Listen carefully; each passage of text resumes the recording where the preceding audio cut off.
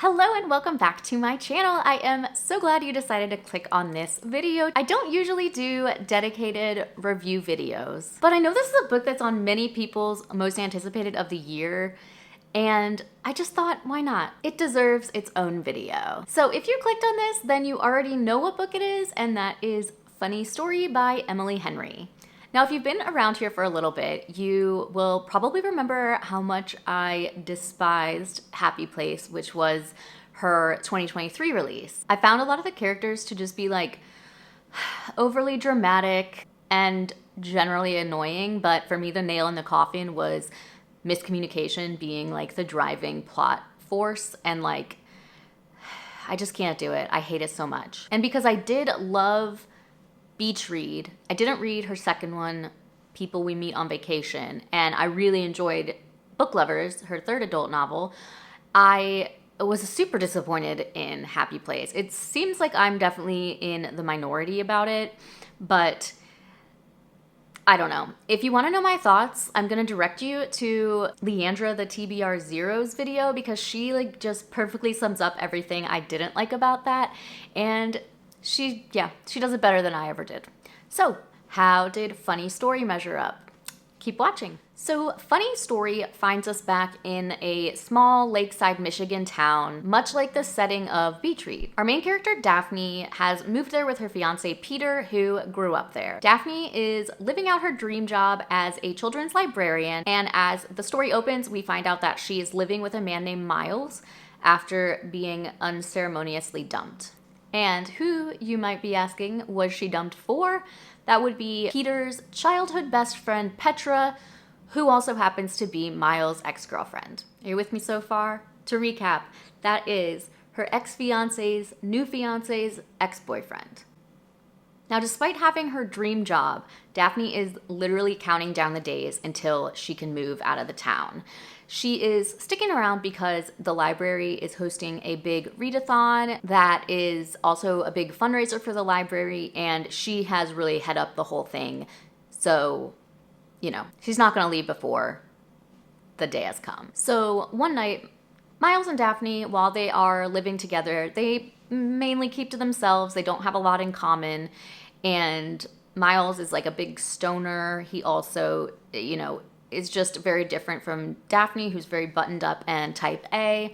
But one night they get kind of drunk together after receiving in the mail wedding invitations to Petra and Peter's wedding, and they decide they're gonna go together. Throughout the course of the book, Daphne, you know, comes to terms with reclaiming her own identity post-breakup and finding out who she wants to be. There are a delightful bunch of side characters, including Ashley, Daphne's coworker, who uses her sarcasm and bluntness to pull Daphne out of her shell, and Julia, who is Miles' sister. She's very flighty, and she might be trying to escape her own situation. So that is the basis of the plot. These, you know, are just my thoughts and opinions, and I just want a disclaimer that please don't take my word as gospel. If you think this is a book you're gonna like, then you should just read it and not care what I have to say. But if anyone's looking for my opinion, here you go. So first of all, if you're like me, you were completely distracted by the fact that these two characters are named Peter and Petra.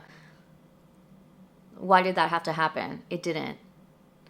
The whole book, I was waiting for this to like be some kind of like cute, cringy like thing, and it was never mentioned, even in like a, yeah, it's funny that, haha, me and my childhood best friend turned fiance have similar names. I don't know, maybe it's just me, but like, I just feel like that's kind of crazy. And because I listened to this on audiobook, sometimes I actually had trouble distinguishing when it was a situation that made sense, that it could have been either of them. I'm like, wait, who did that? Who said that? So maybe it's just me, but I thought it was weird. It has nothing to do with the actual substance of the book, but I still had to air my grievance. So like most Emily Henry books, the plot is way more about Daphne's healing from her breakup and growing as a person than about the actual romance, which is something I really appreciate, because it drives me nuts in books, particularly romances, where a character will get dumped in a big way and then immediately move on to someone new. Like, maybe I'm a cynic and that's fine. But I'm always like wondering what happens after the happily ever after. Like, how long does this actually last? Because I just don't feel like if you don't take the time to heal yourself, that a relationship is going to work in the long term. Now, I'm definitely not saying like you have to love yourself first before you can love someone else, because I don't think that's true.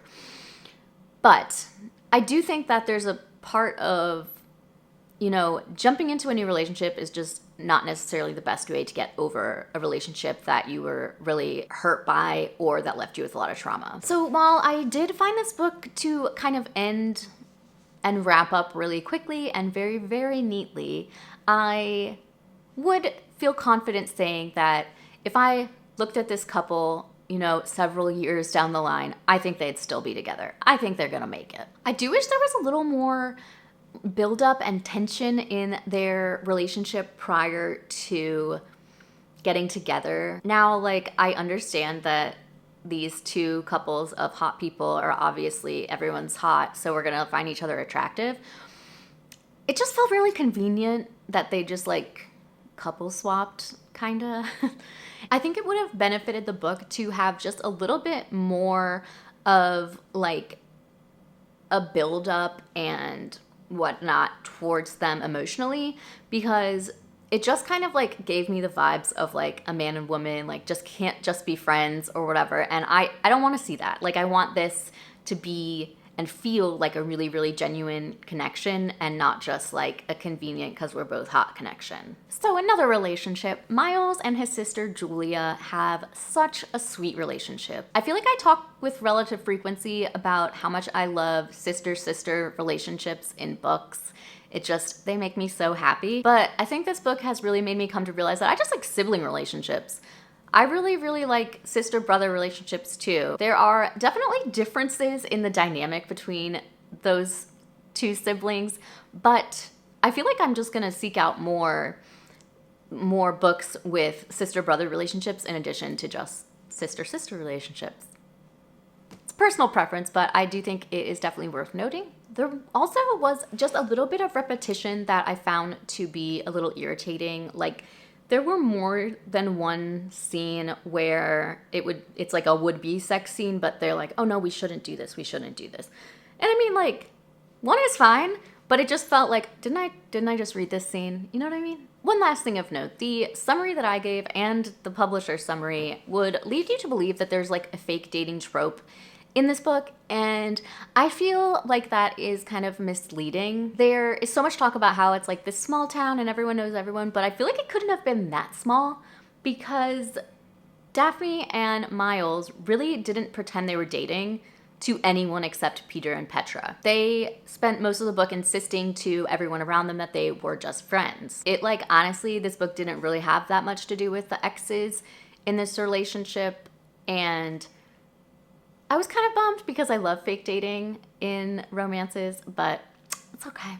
It's okay. It was just a very, very minor plot point, and, well, I won't say very, very minor, but it was one minor.